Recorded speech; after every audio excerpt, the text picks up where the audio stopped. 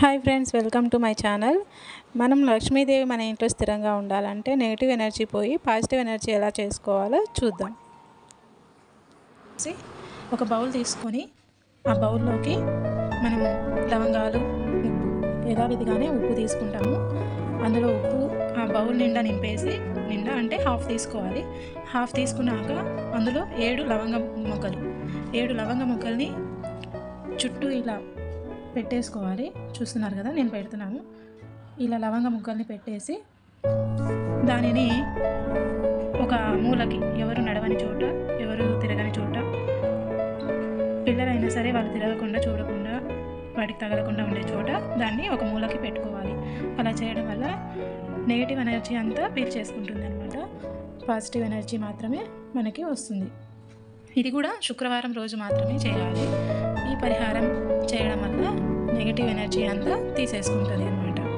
ఇలా చేయడం వల్ల కూడా నెగిటివ్ ఎనర్జీ అంతా పోతుంది.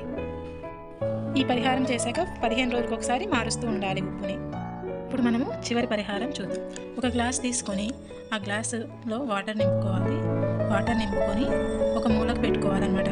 ఆ వాటర్లో సాల్ట్, ఒక స్పూన్ సాల్ట్ వేసుకొని, ఆ సాల్ట్ వేసుకున్నాక ఒక మూలకి పెట్టుకోవాలి.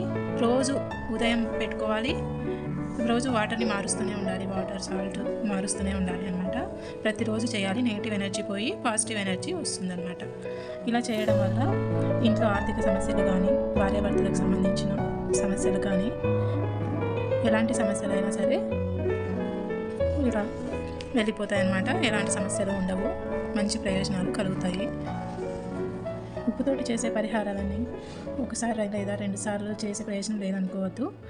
కొన్ని రోజుల పాటు, ఒక 6 నెలల పాటు చేస్తే, కంటిన్యూగా పాటిస్తే ఖచ్చితంగా మంచి రిజల్ట్ ఉంటుంది. ఉప్పుకి చాలా మంచి శక్తి ఉంటుంది. ఎలాంటి సమస్యనైనా అధిగమించే శక్తి ఉంటుంది.